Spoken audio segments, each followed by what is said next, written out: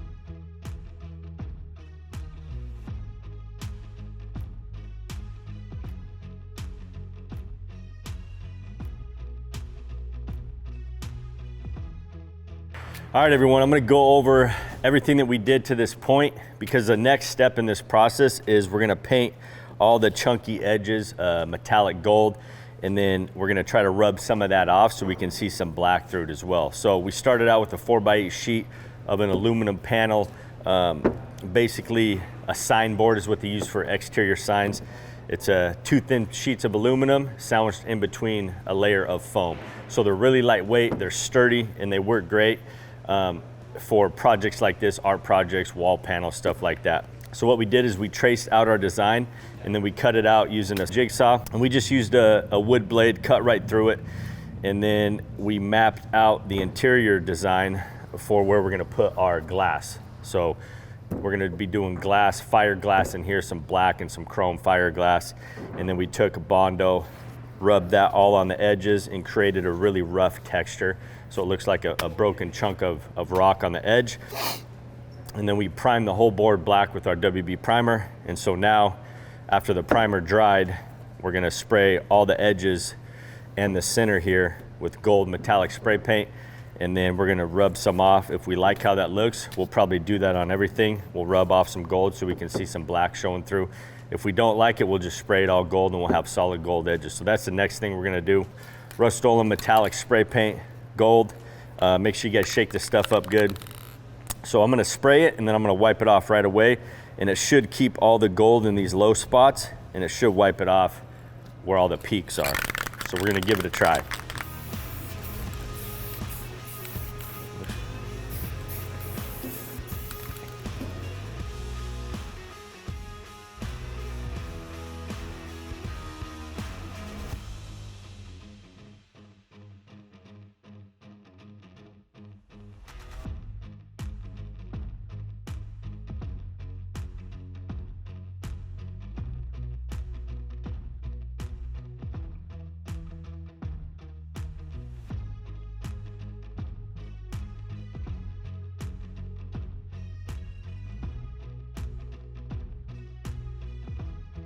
You could do solid gold if you wanted. If you want to do this antiquing two-tone look, you have to let that primer dry all the way, or you're just going to wipe that off as well. The other option is pigmenting the Bondo black.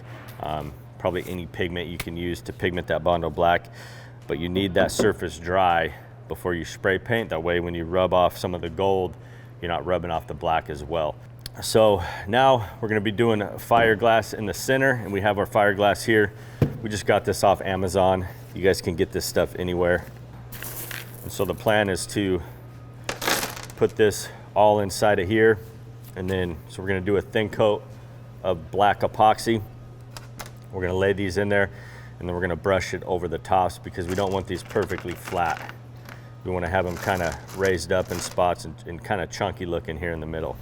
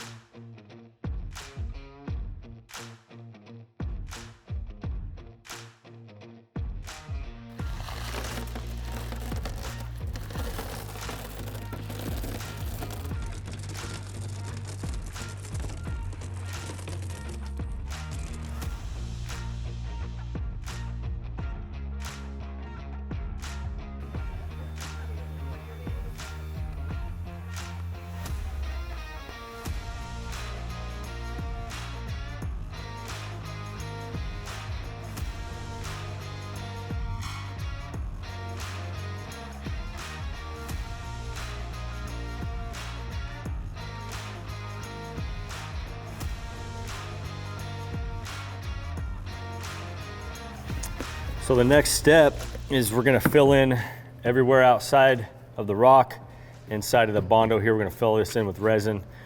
And what we did on this glass is we did that base coat with our black metallics, and then we set the rocks in there, and then we mixed up some more clear resin and added just a little bit of black metallics so it was really transparent, and we brushed that over the top. That's why these rocks look really, really cool, super high gloss, and you can still see the color is because we didn't add as much metallics to that clear, so it's very transparent. We could have coated this the same day because we're not getting anything in here, but we just let this dry so it can dry, but this turned out really cool. So now we're gonna be mixing up a bunch of clear resin, some pigmented white resin. We're gonna be doing our stone kit process on this, which incorporates the dirty pour technique. So it'll just be our pigmented white, our black pigment, and then our Leggari effects, and then we'll probably spray some dispersing effects with isopropyl after we're done with the board. But it should be really cool. And we're also gonna be using some silver glitter in clear so we can get a lot of depth in this board. Looks really cool. All right, so we're gonna make 1.5 gallons of clear. I got my gallon there of part A. Gonna pour out our 1/2 gallon of part B. It is a 2-to-1 ratio.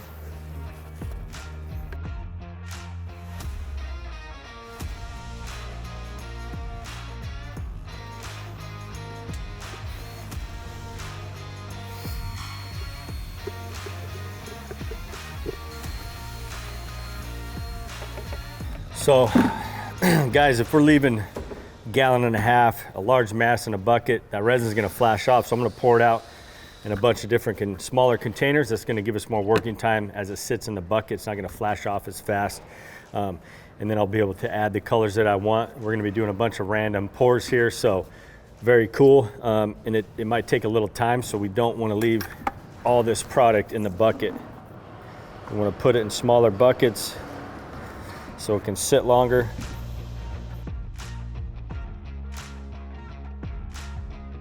So for the glitter, we're gonna do that last. We're gonna let it set up so it doesn't move as much. We're gonna kind of let that heat up. So this will be for my clear pours, clear veins with the glitter. And then I'm just gonna be pouring out our black our epoxy pigments, you want to do 2% of pigment to however much resin you're making. So it's an easy way to do it. But again, I'm not going to measure it out. If you want to be exact, you can. I'm just going to pour a little in. We're going to do 2 blacks. We have the 1 white, and then we'll just save a clear one.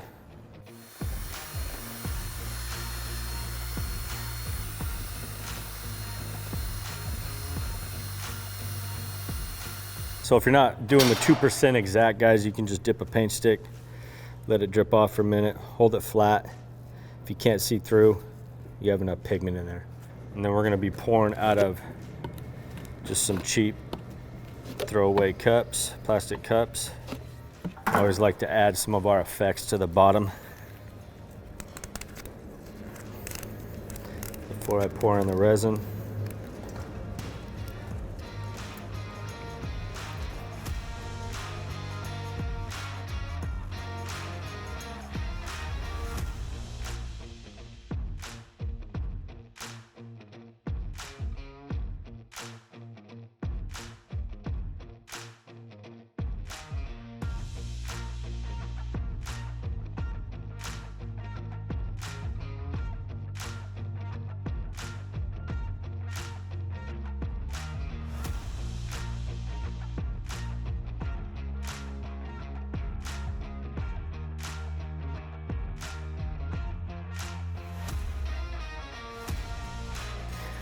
Now when I'm pouring, guys, obviously got a lot more room out here and not much here to try to keep my veins going all the way around. I'm gonna have to pour out. They're gonna have to get wider out here, right?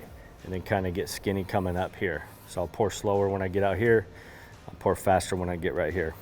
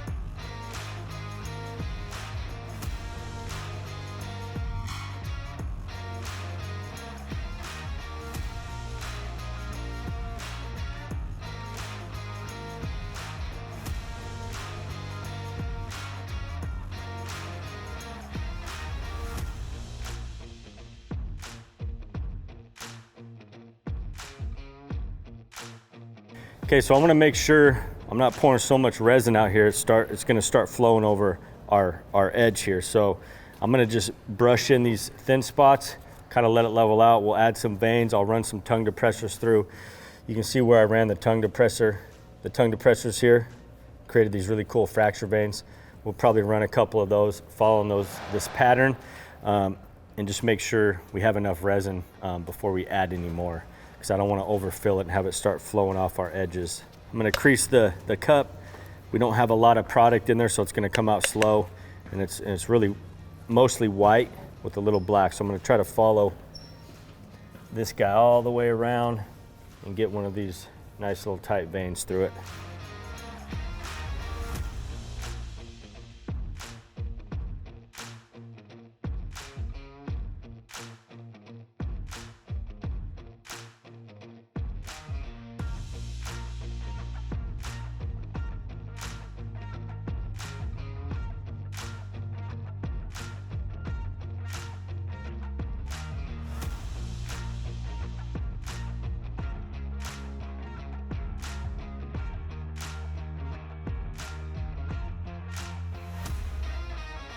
So now we can fine tune areas, spots that we don't like I can blend that in more. I'm gonna mess with this guy right here, kind of make it more of a point, and any other spots that I don't exactly love.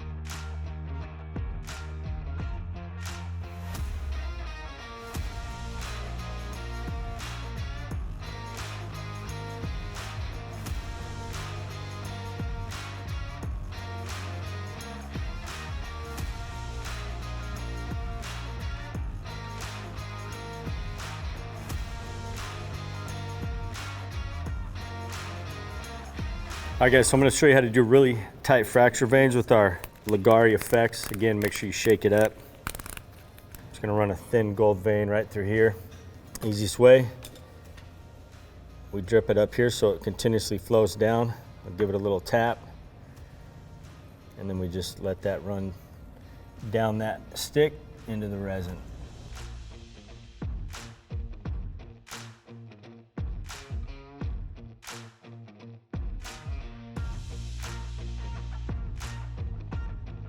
So we're gonna spray isopropyl on this. We're gonna spritz it to create some really cool craters. It'll make it look more natural. And a lot of times it'll separate our thin veins. So if you wanna add those after, that's totally fine. I'll kind of show you as I spray. These will kind of separate as that dispersing effect hits the epoxy.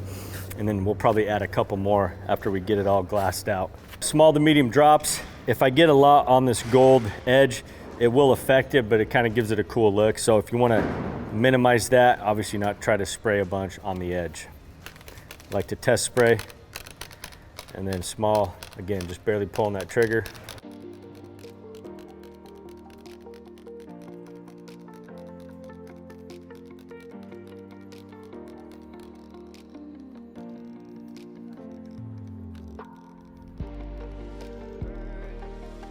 So we'll let that evaporate.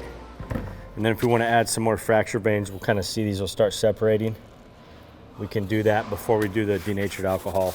So we want to let the isopropyl evaporate, and then we're going to mist it with denatured alcohol. That's going to remove any of these remaining air bubbles. That way we don't have to torch the product. And again, we're misting it.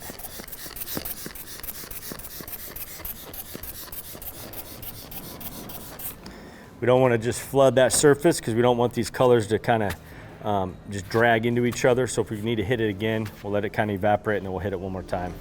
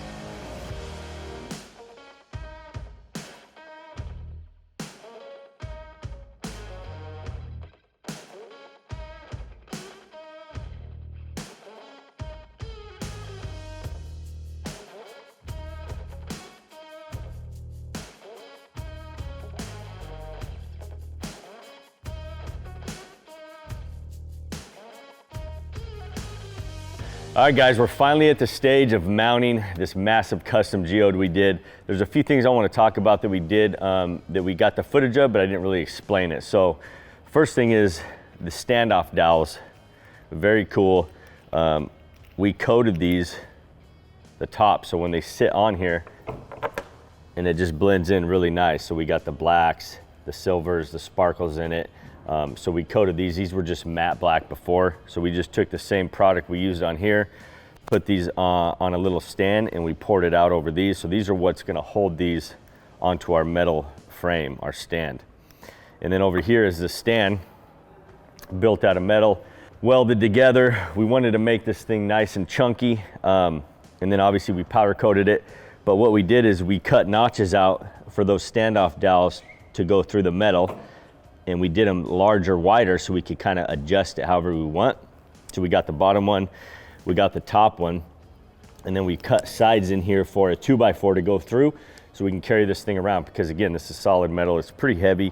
And then for this guy right here, we cut a big square out of the back so we could get our hand through there. And again, you're not gonna see the back of it anyways, and that's how we'll screw that standoff dowel on there. So we're ready to set this. So we're gonna set it flat, get it screwed on loose, we'll tilt it up, we'll get it adjusted where we want it, and then we'll tighten those up. And again, since we did the aluminum panel, this thing's super lightweight, not heavy at all. The cool thing about this is we could hang this on the wall if we wanted to hang it on the wall as well.